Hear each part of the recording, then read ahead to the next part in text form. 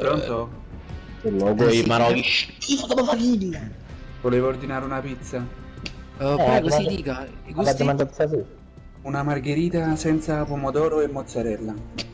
Perfetto, una pizza bianca con salsicce e friarielli, poi? E poi una marinara senza il pane della pizza. Perfetto, un boccacciolo di pomodoro.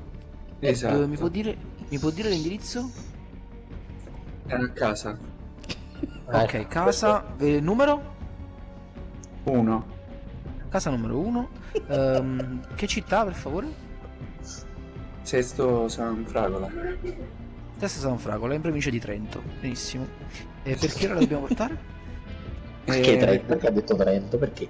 Perché te l'hanno detto? Perché ora, scusi? Sta discutendo con Ilario? Da 5 minuti. Fra 5 minuti? Possiamo fare da 2? Perché 5 minuti non posso. Va bene, grazie. Allora, sono 17,50 € per la prima e 1,50 € per la seconda. Va bene, pago la ragazza. Accettiamo solo pagamenti con la carta a partire da 500 €, grazie. Testo ce l'avete? Guarda, io che talmente interessato, lui sta stronzato che non Vediamo. caricava. Vediamo.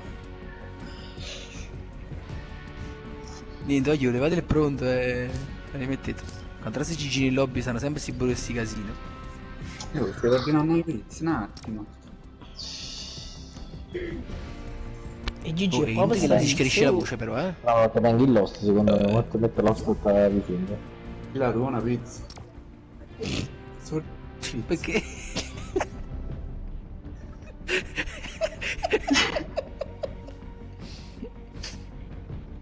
Angela, vuoi marinare senza la pasta della pizza? però Gigi posso dire una cosa, cioè, ma risposte perché? Cioè, uno deve rispondere sì a prescindere. Infatti, perché?